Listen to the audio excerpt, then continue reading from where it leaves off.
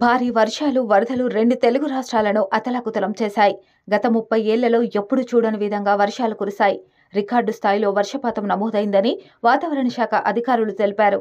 భారీ వర్షాల ఎఫెక్ట్ ఏపీపై గట్టిగానే పడింది. 2 రోజులుగా జోరుగా కురుస్తున్న వర్షానికి వంతెనలు తెగిపోయాయి. దీంతో విజయవాడ లాంటి రాజధాని ప్రాంతం పూర్తిగా జలదిగ్బంధంలో చిక్కుకుంది. భారీ వర్షాల కారణంగా విజయవాడలో కొన్ని ప్రాంతాలు జలమయమయ్యాయి. Vidyadharapuram, RR Nagar, Vijayawada central bus stand, Benz circle, flyover ప్రాంతాల్లో రహదారులు జలమయమయ్యాయి. రోడ్లపైకి భారీగా నీరు చేరడంతో ట్రాఫిక్కు తీవ్ర ఇబ్బందులు ఏర్పడ్డాయి. పైపుల రోడ్డు, సింగ్ నగర్ వంటి ప్రాంతాలు పూర్తిగా జలమయంగా మారాయి. 2 రోజులుగా ఆహారం కూడా అందక ప్రజలు తీవ్ర ఇబ్బంది పడుతున్నారు. ఇప్పటికే 2 రోజులుగా పలు ప్రాంతాల్లో ఎడతెరిపి లేకుండా వర్షం కురుస్తుంది. దీంతో లోతట్టు ప్రాంతాలు నీట మునిగాయి.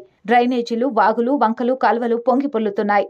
రోడ్లపై వర్షపు నీరు భారీగా నిలిచిపోయింది. దీంతో వాహన రాకపోకలకు తీవ్ర అంతరాయం కలుగుతుంది. వరద ప్రభావిత ప్రాంతాల్లో సీఎం చంద్రబాబు విస్తృతంగా పర్యటిస్తున్నారు. బాధితులను పరామర్శిస్తున్నారు. వరద ఉధృతిని చంద్రబాబు ఎప్పటికప్పుడు అంచనా వేస్తున్నారు. అధికారులను సమన్వయం చేసుకుంటూ పరిస్థితిని అదుపులోకి తీసుకువచ్చే ప్రయత్నం చేస్తున్నారు. వైసీపీ అధినేత జగన్ కూడా వరద ప్రభావిత ప్రాంతాల్లో పర్యటించారు. కృష్ణలంక, పైపుల రోడ్డు, సింగ్ నగర్ వంటి ప్రాంతాల్లో పర్యటించి బాధితులకు అండగా ఉంటామని భరోసా ఇచ్చారు.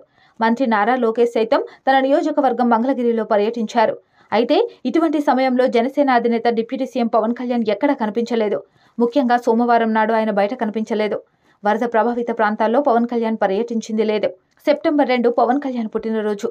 దీంతో ఆయన రాష్ట్రంలోనే ఉన్నారా, విదేశాలకు వెళ్లారా అన్న విషయంలో క్లారిటీ లేదు. అయితే భారీ వరదల కారణంగా తన పుట్టినరోజు వేడుకలను రద్దు చేసుకున్నారు.